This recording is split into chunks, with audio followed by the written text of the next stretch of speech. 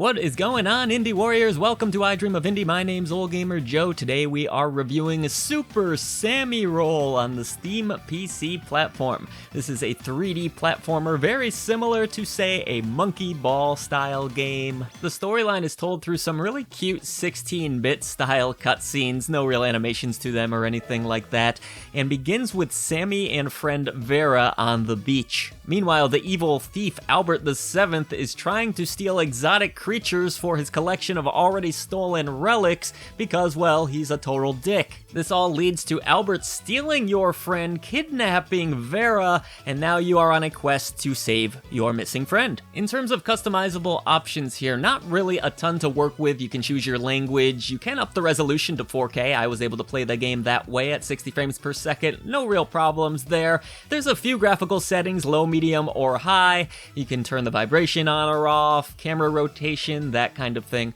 but nothing too sophisticated. As you start the game, you only have the single-player adventure mode to choose from, but as you progress and you earn some currency through the different levels, you will be able to, I was anyways, unlock a multiplayer mode, which I'll touch on a little bit later in this review. Your goal is really simple: to roll Sami from one end of a maze to the other, where an owl awaits you and you can exit the level. There's also a hidden berry in each of the game's stages that you can try to collect, but it is optional. Sami won't just be relying on the rolling though. You can also jump in this game, and you can use your tongue to latch onto certain ledges and hopefully pull yourself up. You can also kind of do an extra hop up some of those ledges, so there's a pretty heavy reliance on your platforming skills in this game, and the physics, the actual way the rolling feels, is quite good actually. I found that every mistake that I was making was pretty much my own. As you progress, and by the way, there's a really cute 16-bit style overworld map for you to travel through,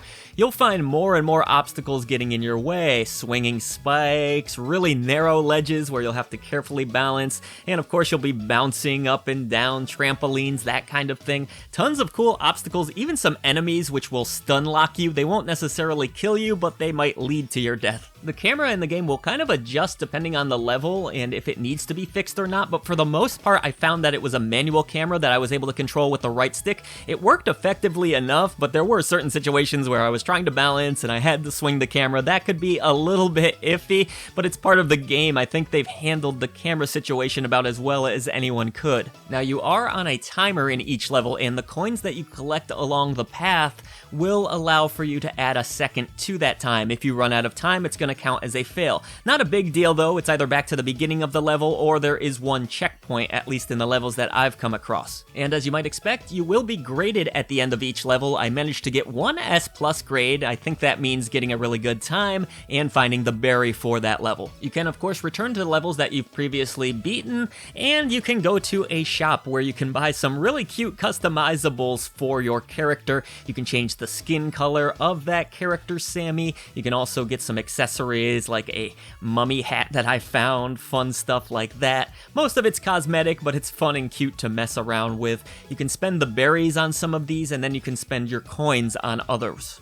Like I mentioned, the game's really tough. You're going to have some patience for this one, but it's super fun. The controls are smooth and responsive, which makes it a joy to play. I loved swinging about and jumping, and it was really satisfying to get to the end of a level. I love the world map. I love the implementation of all of the different mechanics here. So yeah, really fun game to play, but do have patience if you're trying to check this one out. Visually, I was also quite drawn to the game. It almost reminds me a little bit of an N64 game, but without the muddy textures, if that makes any sense. Nice, smooth, simple visual presentation here. Cute, colorful, charming, with a wonderful soundtrack to accompany it with some really upbeat, happy songs.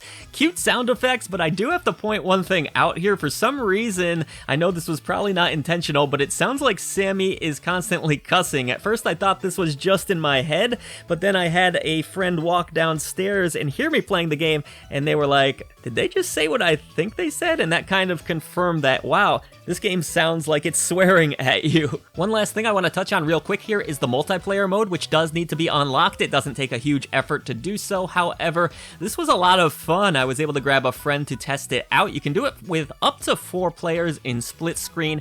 Kind of like Marble Madness, you play as a marble, you can't jump or do any of the abilities that you can in the main campaign of this game, but you're very fragile, you'll break, and it's essentially a race between 4 different marble balls to the end. You can set the amount of rounds, so 5 rounds can be a victory, the first to get those 5 rounds. Overall, we both had a pretty fun time just messing around with it. I really like Super Sami Roll. I think it's a well-made product, a great tribute to some of the games it's clearly trying to emulate. Nice visual style, really smooth, simple controls, a fun game to play through. I did unfortunately experience one crash when we completed that multiplayer mode where the game locked up on me, but that was really the only major technical issue I had. But if you like games like Super Monkey Ball, this one might actually be a pretty good option for you at a lower price than you might have to pay for one of those games.